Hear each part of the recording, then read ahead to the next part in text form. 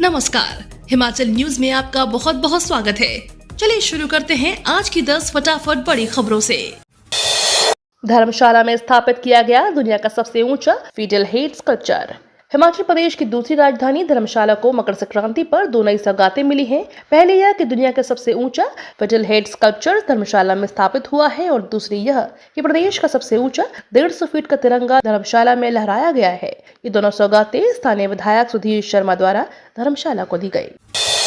हिमाचल पंजाब को केंद्र की बड़ी राहत, 6 जिलों में CGHS खोलने की मंजूरी।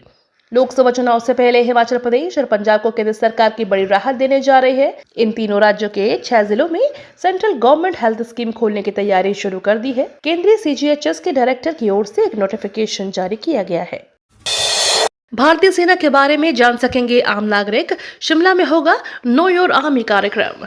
बात चाहे आग उगलते सूरज के नीचे 50 डिग्री तापमान में खड़े रहने की हो या हड्डी गला देने वाली ठंड वाले -डिग्री तापमान की, भारतीय सेना के जवान हर परिस्थिति में सीमा को सुरक्षित रखने के लिए अपना जीवन तक कुर्बान कर देते हैं। भारतीय सैनिकों का जीवन परिवार के लिए नहीं बल्कि देश के लिए समर्पित होता है। हिमाचल में रद्द होगा इन गाड़ियों का रजिस्ट्रेशन, सुकू सरकार ने बनाया गजब का प्लान।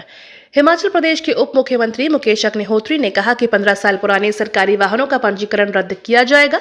आपको बता दें कि मुकेश अग्निहोत्री के पास परिवहन विभाग भी है। उन्होंने यहां पत्रकारों से कहा कि राज्य में 6 स्क्रैपिंग केंद्र स्थापित किए जाएंगे और स्क्रैपिंग नीति के तहत इन केंद्रों की स्थापना की जाएगी। इसको लेकर सरकार ने एक गजब का प्लान भी बनाया है। हिमाचल में खुलेंगे वाहन स्क्रैपिंग और automatic testing centre.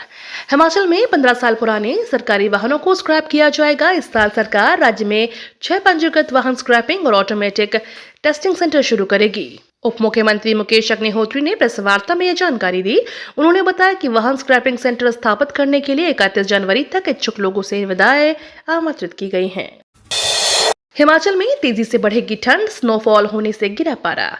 Himachal Pradesh में मौसम ने करवट ली है। पश्चिमी विक्षोभ के सक्रिय होने से मौसम में बदलाव हुआ है और ठंड बढ़ गई है। जानकारों के मुताबिक प्रदेश में कल को ऊंची चोटियां यानी पहाड़ों की हल्की बर्फबारी हुई, जबकि अन्य स्थानों पर बादल छाए रहे और दोपहर बाद मौसम साफ हो गया।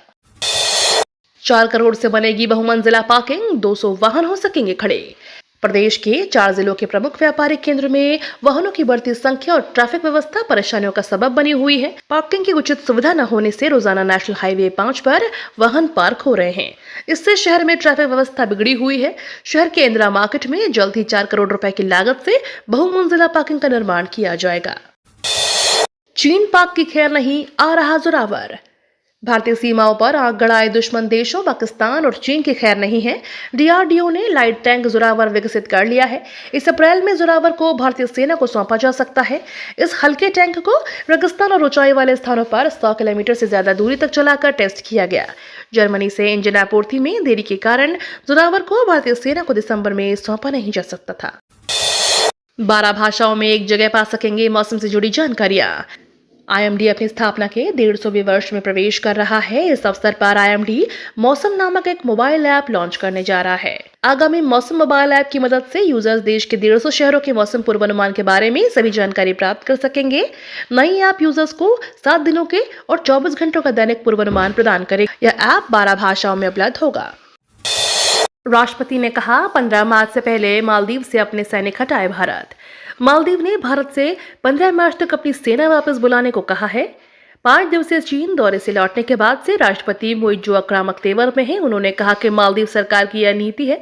भारत को अपने 88 सैनिक 2 महीने के भीतर वापस बुलाने होंगे।